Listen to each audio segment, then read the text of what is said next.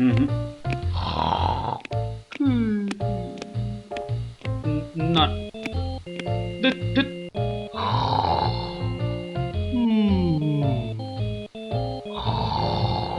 গোপাল! আগে মহারাজ, আপনার মুখ চোখ একেবারে শুকিয়ে গেছে মহারাজ। আপনার এত চিন্তা কিসের বলুন তো? হ্যাঁ, ওই সূর্যকে মেঘে ঢাকলে যেমন সব কিছু অন্ধকার, তেমনি আজ আমাদেরও সেই অবস্থা মহারাজ। তুমি তো ভারী পচা খেদা ভাঁড় হে গোপাল। রাজবৈদ্য কাশি গেছে, দেখেছো কি চিকিৎসার হাল? ভেবে ভেবে কেষ্টচন্দ্র জেগে সারা রাত, অসুখেতে লোকে কাত, চিকিৎসার একই অধঃপাত। দেখো কাণ্ড, এই কথা! তুমি কি এই কথা বলছো গোপাল? অসুখ নামে কুমির এসেছে রাজ্যে, কেটে লম্বা খাল। আরে আপনি থামুন দেখি রাজকবি। দিন রাত্রি তো তেল দিচ্ছেন রাজামশাইকে। কিন্তু বিপদ তো এসে হাজির গোপাল। কবিরাজ পাওয়া শক্ত হবে না গোপাল, কিন্তু উপযুক্ত রাজবৈদ্য নির্বাচন করব কিভাবে? তার হাতেই তো সব ভার দিতে হবে। সে তো কম কথা নয়। সত্যি কি যে হবে!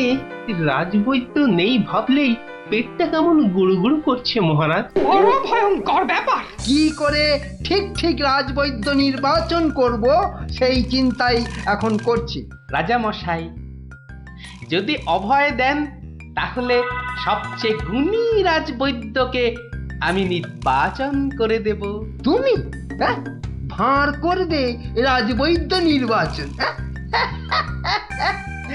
রাজপণ্ডিত শুনুন শুনুন, কি বলে গোপাল শুনুন। কিম অদ্ভুতং! বামুন হয়ে চাঁদ ধরতে চায়। বামুনং চন্দ্রং ধরিষ্যতি। অদ্ভুতং অদ্ভুতং। কালে কালে কতই হবে, পিঠে পুলির ল্যাজ বেরোবে, বেড়ালের সিংহ যাবে, সিংহ মশাই ঘাস যে খাবে। শুনুন মহারাজ, শুনুন শুনুন, যদি আমি ঠিক ঠিক রাজবৈদ্য বেছে দিতে না পারি, তাহলে আমার এক গালে চুন আর এক গালে কালি মাখিয়ে উল্টো গাধায় চড়িয়ে কৃষ্ণনগরে ঘোরাবেন, ঠিক আছে? বেশ বেশ, গোপালের কথায় আমরা রাজি। বলো গোপাল, এবার কি করতে হবে? মহারাজ, ওই মন্ত্রী মশাইকে বলুন দেয়ালে দেয়ালে আপনার ঘোষণা সেঁটে দিতে। আগামী মঙ্গলবার, মানে 7 দিন পরে আপনি এ রাজ্যে বৈদ্যদের ডাকুন। আমি ঠিক লোক বেছে দেব মহারাজ। বেশ, আগামী মঙ্গলবার 7 দিন পর। মন্ত্রী, মহারাজ, করো ঘোষণা, রাজবৈদ্য চাই। যে আজ্ঞে রাজামশাই। তারপর কি হলো গোপাল দাদু? হ্যাঁ, কি হলো? হ্যাঁ, কি আবার হবে? নবদ্বীপ জুড়ে দেয়ালে দেয়ালে সাঁটা হলো রাজবৈদ্য চাই। পরের মঙ্গলবার হই হই কাণ্ড, সবাই চায় রাজবৈদ্য হতে। ময়রা নাপিত নারকোল পাড়িয়ে তারাও সব ছুটলো রাজবৈদ্য হতে। একেবারে 3000 বৈদ্য, বুঝলি? 3000! মহারাজ কৃষ্ণচন্দ্র তো গুণী মানুষ, তিনি 3000 জনের থেকে 3 জনকে বেছে দিলেন। ওদের মধ্যে থেকে বেছে দিতে হবে রাজবৈদ্যকে। 3000 বৈদ্য এসেছিলেন, বেশিরভাগই রদ্দি। অথচ বলছে আমরা সব বদ্যি।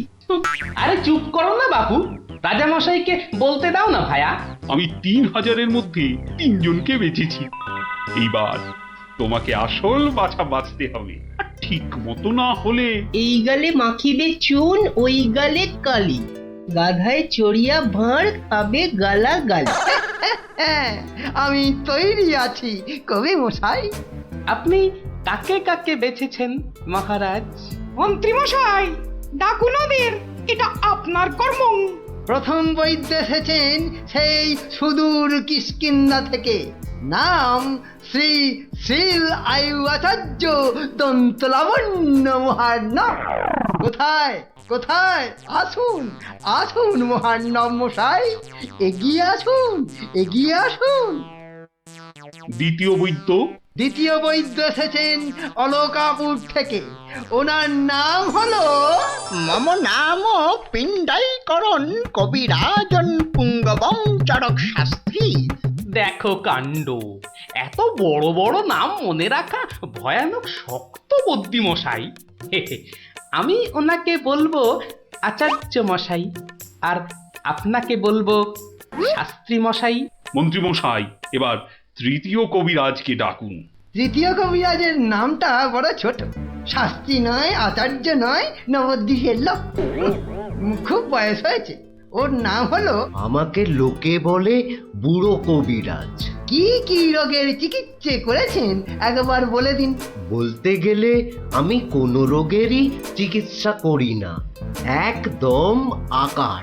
অথচ আমায় যদি বলতে বলেন, এক নিঃশ্বাসে ৭৩,০০০ রোগ বলে যাব। হ্যাঁ, ওলাউটো, পেঁজরা, খোস, কাশি, সর্দি গর্মি, তরকা, কম্প, ঝম্প, শ্বেতসার, কত হলো? কে এমন মূর্খ আছে যে গুনবে ভারমশাই? ও যদি ৭৩,০০০ রোগের নাম বলে, আমি বলবো ৮৩ লাখ। সব বড় বড় রোগ, সর্দি কাশির মতো নাতি নাতনি রোগ নয়। শুনুন তাহলে, যক্ষা, রক্তাম্বু, অস্থিবাস, বেগুনচোরা, দাপট কাঁটা, আটকা, মরা মাছ, হাঁস পোকা। থামো থামো থামো, ও এ তো কানের পোকা, নাড়িয়ে ছেড়ে দেবে। শুধু কানে কেন মহারাজ, কানে, বগলে, নখে, সর্বত্রই পোকা নড়বে, তবে আমার নাম শাস্ত্রী। গোপাল, আর বিলম্ব করলে দেশত্যাগী হব বলে দিলাম। বেশ বেশ মহারাজ, আমি শুরু করি। আচার্য মশাই। আচার্য মশাই, এগিয়ে আসুন এগিয়ে আসুন। না না না না, আসতে হবে না, আসতে হবে না। বলছিলাম কি, ওই কৃষ্ণনগরের দেওয়ালে দেওয়ালে লেখা হলো রাজবৈদ্য চাই। আপনি বিদেশের লোক, কি করে খবর পেলেন? সে যেতেই পারে গোপাল, মহারাজ কৃষ্ণচন্দ্রের রাজবৈদ্য বলে কথা, কম ব্যাপার নয়, বুঝেছো? বুঝেছি, সে যাকে। কবিরাজ মশাইগণ, সভাসদগণ, আপনারা সবাই জানেন আমাদের শাস্ত্রে একটা কথা আছে, শতং মারি ভবেত বৈদ্য।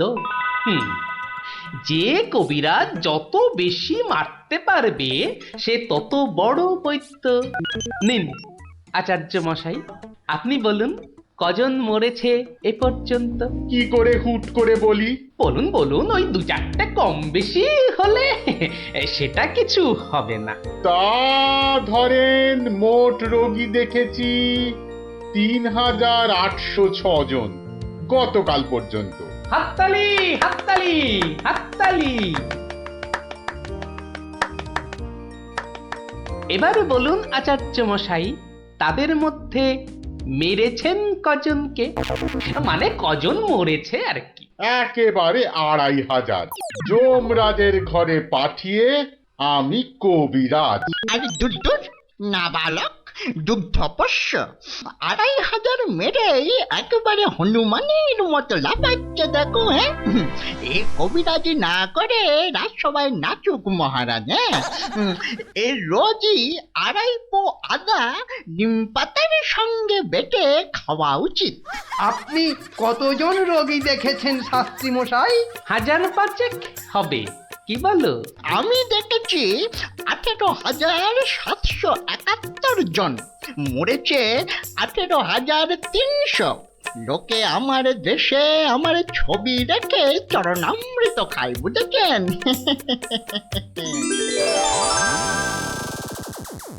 বুঝলেন তো?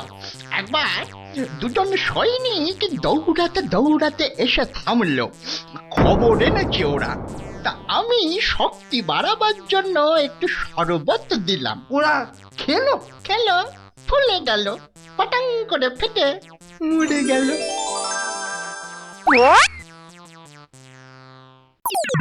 এ কি, আপনি কোথায় যাচ্ছেন? আরে পাকড়ো পাকড়ো! আপনি কোথায় পালাচ্ছেন দাদু মশাই? আমাকে ছেড়ে দিন মশাই, আমি এদের মতো অত গুণী নই। সে কি, রোগী দেখেননি আপনি? দেখেছি মশাই, কিন্তু বড় কম। কেন কম কেন?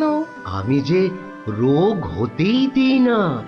আমার গুরু আমায় শিখিয়েছেন, রোগের কারণগুলো নষ্ট করে দিলে রোগই হবে না। আমি যে তাই করি।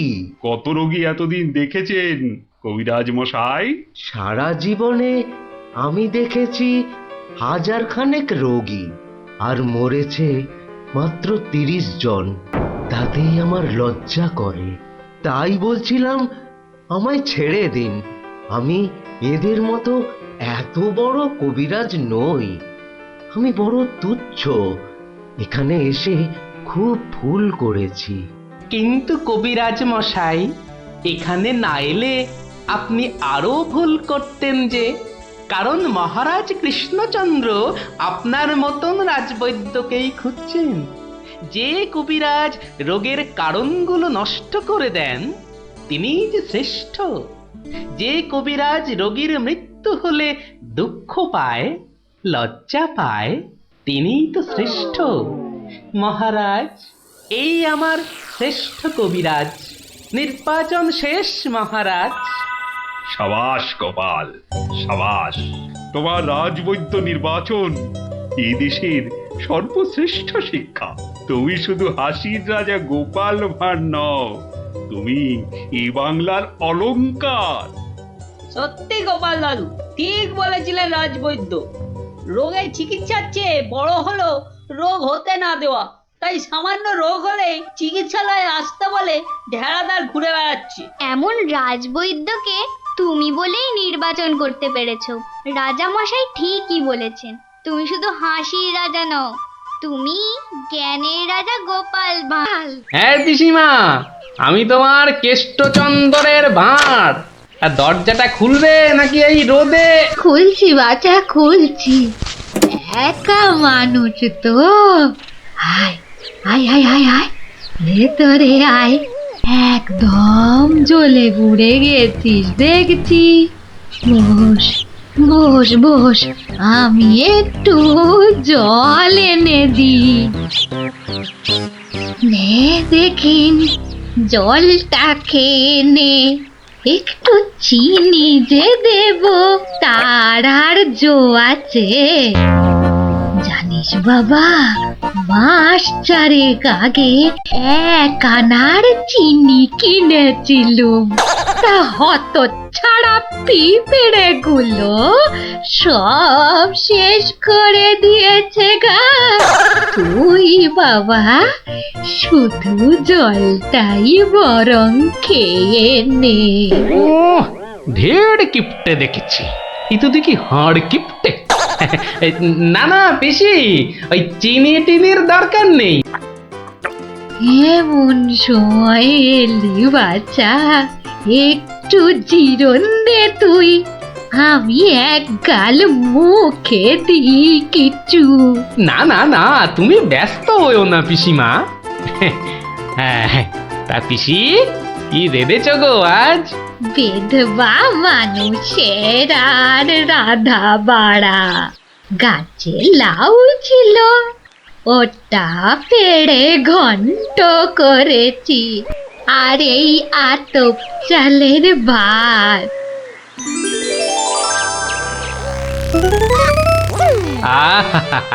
লাউ ঘন্ট, কতদিন যে খাইনি পিসি। আমার তারে খানিক রেখো কিন্তু। এত দূর এলাম, তোমার পাতের একটু পেশাব না নিয়ে যাই কি করে বলো তো? আচ্ছা আচ্ছা, আমি নয় খাবার শেষে পাতে খানিকটা রেখে দেব খন, তুই খেয়ে নিস। খানিক বেশি করে রেখো পিসিমা। অনেকটা হাঁটতে হাঁটতে এসেছি তো, ও খিদেটাও চাগার দিয়ে উঠেছে বুঝলে। একা লোকের রান্না, বেশি কোথায় পাবো শুনি? তা আমি একটু কম খেয়ে না হয় তোর জন্য রেখে দেব। হতভাগাটা আসার আর সময় পেল না, ঠিক খাবার সময় এসে হাজির। নে গোপাল, আমার হয়ে গেছে, তুই খেতে বস। আমি হাতটা ধুয়ে আসি, কেমন? এক আনার চিনি 4 মাস। এবার বুড়ি দেখো, আজ তোমার আমি কিপটেমি বার করে ছাড়বো। কই রে গোপাল, বসেছি? নে নে নে, আগে খেয়ে নে, পরে তোদের সব গল্প শুনবো। তা রান্না বান্না কেমন হয়েছে রে গোপাল? অতি উত্তম। সত্যি বলতে কি পিসিমা, এই কতদিন যে লাউ চিংড়ি খাইনি, কি বলবো তোমায়। আরেকটু হবে নাকি পিসিমা? কি বললি? লাউ চিংড়ি? তোরে কি মাথা খারাপ হয়ে গেল নাকি রে গোপাল? আমি বেদবা মানুষ, চিংড়ি মাছ আমায় খেতে আছে যে না দেবো? বললেই হলো পিসিমা, তুমি না রাঁধলে থালায় এলো কি করে শুনি? এই দেখো। কিন্তু আমি তো কই কই কই কই দেখি। হরি হরি হরি হরি হরি হরি। তুমি নিজেই তো দেখলে পিসিমা। সত্যি কথা বলতে কি, ওই বিধবা হলেও একাদিন খেতে দোষ নেই পিসিমা। তাছাড়া এই কথা ওই তুমি আর আমি শুধু জানলাম পিসিমা। বাবা গোপাল, তোর দুটি হাতে ধরে বাবা, এ কথা তুই কাউকে বলিস নে যেন। এ সত্যি না বাবা, সত্যি না। তা না হয় হলো, কিন্তু ওই মহারাজ যদি আমাকে জিজ্ঞেস করেন, তুমি তো জানো পিসিমা, আমি আমার বউকেও মিথ্যা বলতে পারি, কিন্তু মহারাজকে আমি পারবো না পিসিমা। কেষ্ট যেমন তোদের মহারাজ, আমিও তো তার পিসি নাকি। নে নে বাবা, এই কটা টাকা রাখ, কিন্তু তুমি আমাকে ভারী ফ্যাসাদে ফেললে পিসিমা। মহারাজকে মিথ্যা বলতে গেলে না পিসিমা, আরো কিছু ছাড়তে হবে। আরো? নে নে দেখ, এতে কত আছে। দেখি দেখি দেখি, একটু বেশি পেলেই ভালো হতো। তা এর বেশি নেই যখন, তখন দেখিস বাবা, এই বেদবার সম্মানটা বাঁচাস বাবা। তুমি নিশ্চিন্তে থাকো পিসিমা, আমার কথার নড়চড় হবার নয়।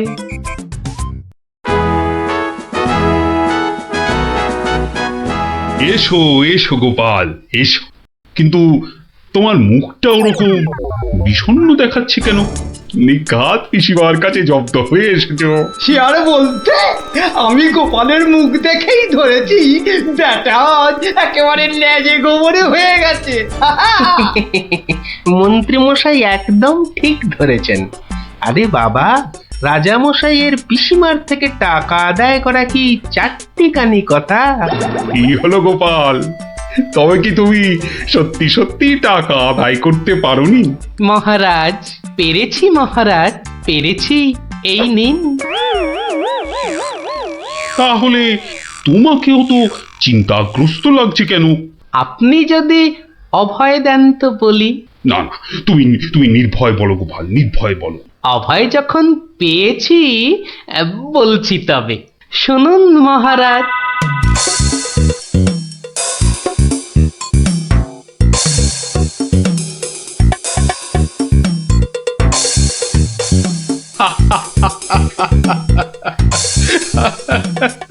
তোমার তোমার তুলনা নেই গোপাল, সত্যি তোমার তুলনা নেই।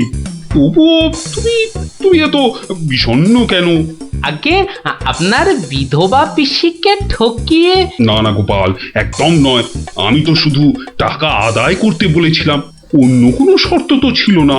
তুমি তোমার বুদ্ধি দিয়ে যে কাজ করেছো তাতে আমি খুব খুশি। তাও মহারাজ। তুমি তুমি চিন্তা ছাড়ো গোপাল, চিন্তা ছাড়ো। কালই আমি কোন অনুচরকে পিসিমার কাছে পাঠাবো, সব ঘটনা সবিস্তারে জানিয়ে আমি ক্ষমা চেয়ে নেব। আর হ্যাঁ, তোমাকে দেওয়া পিসিমার টাকার 4 গুণ আমি ফেরত পাঠাবো।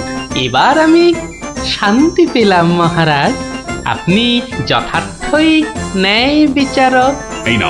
এই নাও তোমার পুরস্কারের অর্থ। তাহলে গোপাল দাদু তুমি সবার হিসেব উল্টে দিলে, কি বলো? হ্যাঁ, ঠিক বলেছিস গুলটে, দিলুম সব হিসেব উল্টে। আর নয়, সন্ধে হয়ে এলো, এবার সবাই গিয়ে পড়তে বসগে, আমিও এবার উঠি।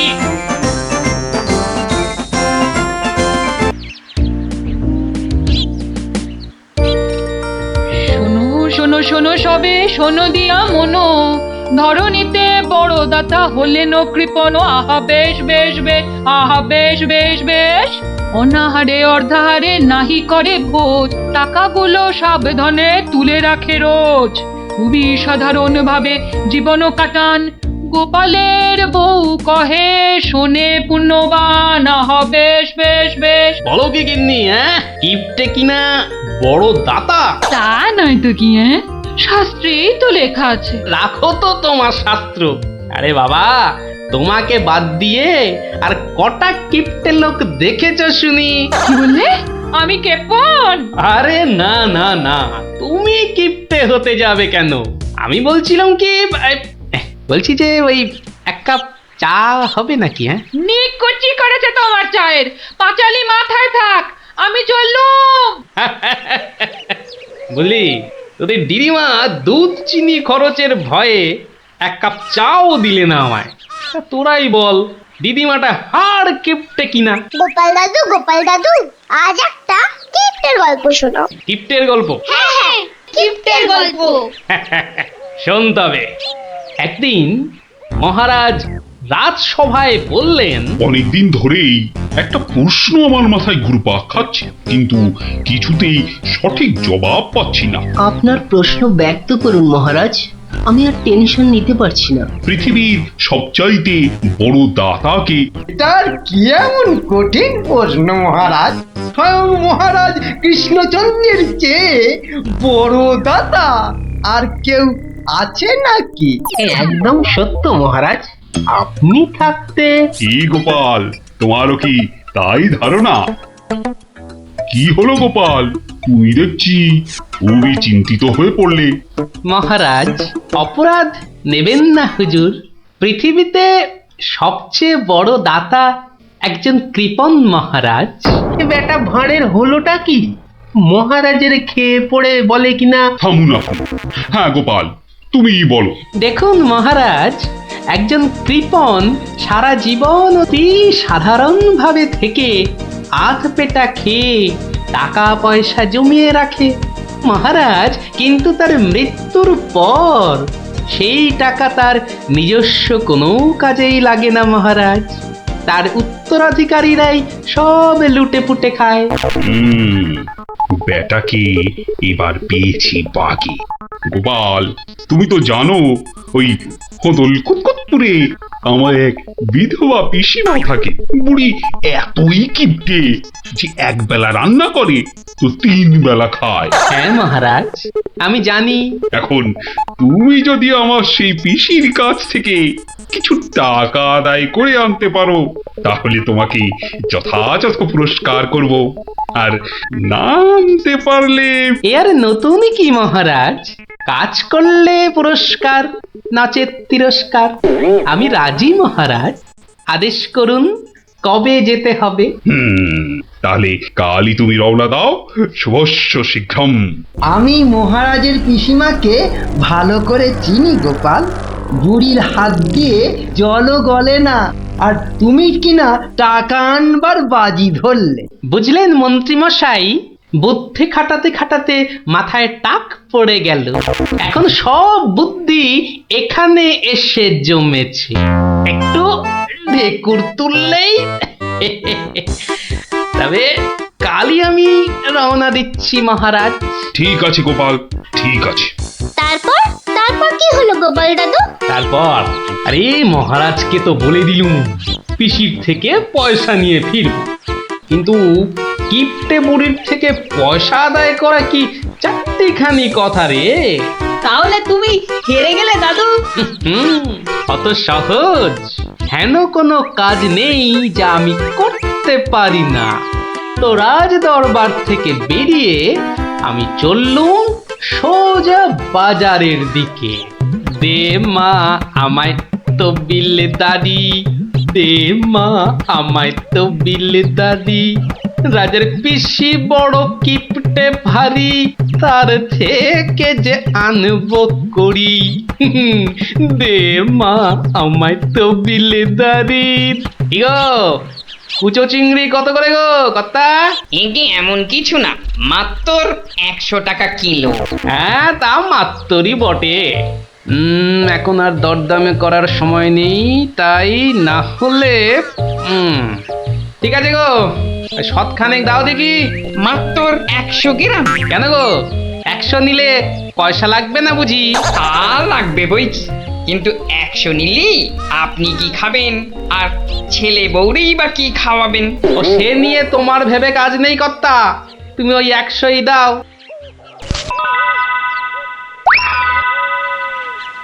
গিনি, ও গিনি, এই চিংড়িগুলো মুচমুচে করে ভেজে দাও তো দেখি গিন্নি।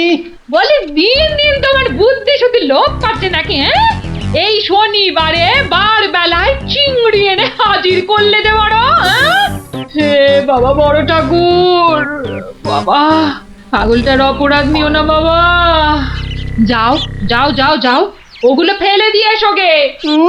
ফেলে দিয়ে এসো গে? অত সস্তা, ফেলে দিলেই হলো। এ জেসে মাছ নয় গিন্নি, এ হচ্ছে পুরস্কার আনবার মাছ। পুরস্কার আনবার মাছ?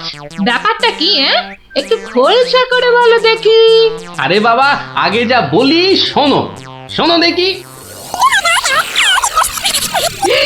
সত্যি গো, তোমার কত বুদ্ধি। দাও দাও দাও দাও, আমি এক্ষুনি মাছগুলো ভেজে রাখছি। এই নাও, এই নাও তোমার চিংড়ি। দাও দাও দাও গিন্নি। আরে অনেকটা পথ যেতে হবে গো, হোদল কুতকুত কি এখানে? তবে আমি চলি গিন্নি। চলি বলতে নেই, বলো আসি, পয়সা নিয়ে আসি। ঠিক আছে ঠিক আছে, আমি আসি, কেমন? দুর্গা দুর্গা দুর্গা দুর্গা, জয় মা। মাগো পুরস্কারটা যেন জোটে মা, অনেক দিনের ইচ্ছে এক জোড়া পালা গড়াবো। দুর্গা দুর্গা দুর্গা দুর্গা দুর্গা দুর্গা। গোপালি চলেছে তাই ঠুং ঠাং, পয়সা বাজছে টাকে। গোপালি চলেছে খুশো চিংড়িকে ছেকে। গোপালে গোপালি চলেছে গোপাল, একটু পরে কিপটা পিসির পুরতে চলেছে কপালে। গোপালে গোপালে গোপাল গোপাল। পিসিমা, ও পিসিমা। কে বাছা, এই ভক্তপুরে আবার কে এলি? পিসিমা, আমি গোপাল গো, সেই কৃষ্ণনগর থেকে আসছি গো। গোপাল মানে আমার কেষ্টর ভাঁড় গোপাল? শোনো শোনো শোনো, নবদ্বীপের বুড়ো বুড়ি ছোঁড়াছুড়ি ভালো করে শোনো। মহারাজ কৃষ্ণচন্দ্র আদেশ করেছেন, গায়ে গঞ্জে কারোর অসুখ বিসুখ করলে সঙ্গে সঙ্গে ওনার তৈরি চিকিৎসালয় নিয়ে যেতে হবে। দেরি করলে বিপদ হবে। ও ঘোচক মশাই, আমরা সব পাড়ায় পাড়ায় পা খেয়ে বেড়াই, আমরাই তো সবাইকে বলবো। শোনো শোনো শোনো, নবদ্বীপের বুড়ো বুড়ি ছোঁড়াছুড়ি ভালো করে শোনো। সত্যি ভাই, আমাদের মহারাজের সব দিকে নজর। কত বড় রাজা, তবু একেবারে মাটির মানুষ। সত্যি পুটি, কত বড় রাজা কিন্তু কাউকে ভয় দেখায় না। শুনলাম নদিয়ার রেঁদাচোর ধরা পড়ার পর থেকে ওকে খালি কাতুকুতু দেওয়া হয়েছিল। লোকটা হাসতে হাসতে দম বন্ধ হওয়ার জো। আর আমাদের নেড়িমুদিকে ওজন কম দেবার জন্য কি শাস্তি দিল ভাবো। কি শাস্তি গো চিমটি? হুম, 57টা বড় বড় বাতাসা খাওয়ালো। নো জল, নট কিচ্ছু। এসব তো আমাদের রাজা মশাইকেই মানায়। আসলে এসব গোপাল দাদুর বুদ্ধি। ঠিক বলেছিস। তা সে কি রে, সকাল বেলায় সবাই একেবারে বাড়িতে হাজির? হ্যাঁ, কি ব্যাপার ন্যাপলা? গোপাল দাদু, আজ সকালেই রাজামশাই ঢেড়াদার ঢেড়া পিটিয়েছে। কারোর অসুখ করলে সময় নষ্ট না করে চিকিৎসালয়ে নিয়ে যেতে হবে। এই জন্য সপ্তদ্বীপে অত বাচ্চা কদিনে মরে গেল। কি দুঃখ। ওই ঢেড়া দেবার বুদ্ধি তার মাথায় এলো গোপাল দাদু? নিশ্চয়ই তোমার। না রে বাপু না, আমি হলাম গিয়ে গোপাল ভা। এ বুদ্ধি আমার আসে নাকি বল? হ্যাঁ, তাহলে রাজামশাইয়ের বুদ্ধি? হুম, রাজা মশাইয়েরও না। তাহলে কার বুদ্ধি? এই হলো আমাদের রাজবৈদ্য মহাশয়ের, বুঝলি? কত বড় কবিরাজ তিনি, তার চিকিৎসার গুণে মৃত্যুও হেরে যায়। ভাগ্যিস ওর মতো লোককে ঠিক মতো রাজবৈদ্য নির্বাচন করা হয়েছিল। ইলেভেলের লোক তো আর কম আসেনি। কি করে নির্বাচন করা হলো গোপাল দাদু? সে এক ব্যাপার, বুঝলি? মস্ত ব্যাপার। শুনি নাকি? শুরু করো গোপাল দাদু। শোন তাহলে। সে বছর খুব গরম পড়েছিল, প্রাণ একেবারে হাই যাকে বলে। ঘরে ঘরে অসুখ। এই সময়ে রাজামশাইয়ের চিকিৎসালয়ের যে বড় কবিরাজ, তিনি চলে গেলেন কাশীতে। যা বাবা, সে তো মহা বিপদের কথা, ভাববার কথা। সে আর বলতে, সবচেয়ে ভাবনা হলো রাজামশাইয়ের। প্রজাদের শরীরের কথা ভেবে ভেবে রাজামশাইয়ের ঘুম নেই একেবারে। রাজসভায় পাইচারি করে বেড়াচ্ছেন, সভা পণ্ড।